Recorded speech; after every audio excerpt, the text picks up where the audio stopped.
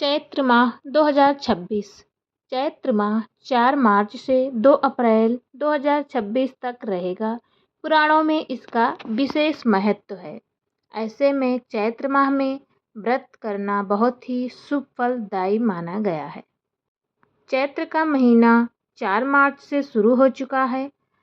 चैत्र माह का महीना प्रकृति में नयापन, ऊर्जा और आध्यात्मिक जागृति का प्रतीक है। शास्त्रों के अनुसार इस मास में किया गया जप, तप, व्रत और दान अनेक गुना फल प्रदान करता है।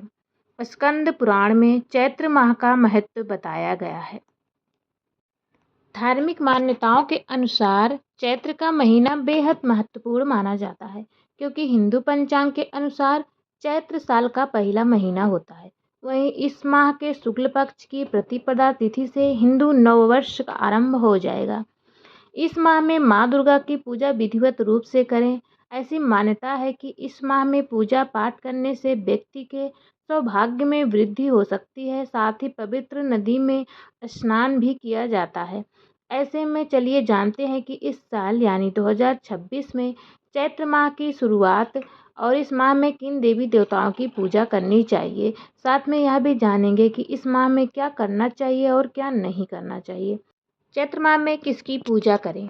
नंबर 1, हनुमान जी की पूजा करें।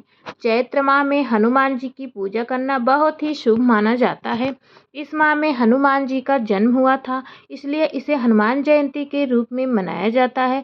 ज्योतिषीय गणना के अनुसार बजरंगबली की जन्म चैत्र पूर्णिमा को मंगलवार के दिन चित्र नक्षत्र व मेष लग्न के योग में हुआ था।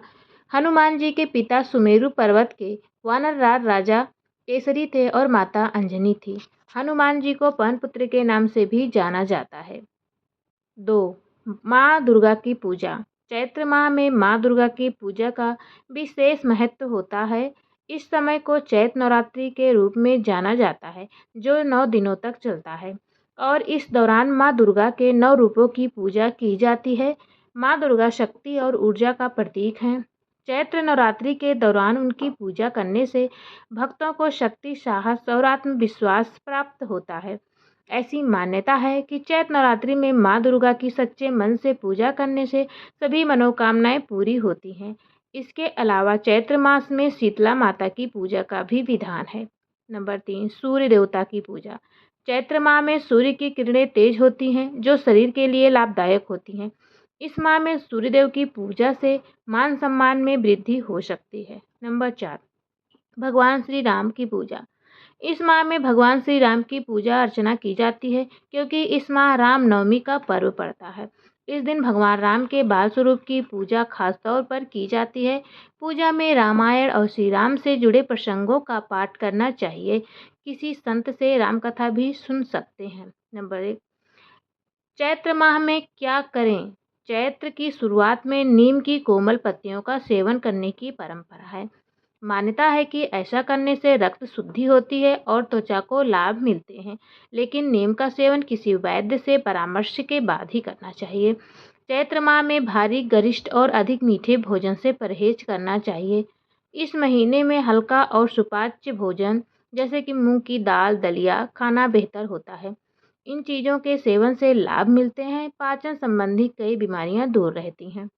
इस माह में सूर्यदेव की पूजा करना शुभ माना जाता है। रोजाना सुबह स्नान करने के बाद सूर्यदेव को तांबे के लोटे से जल अर्पित करें।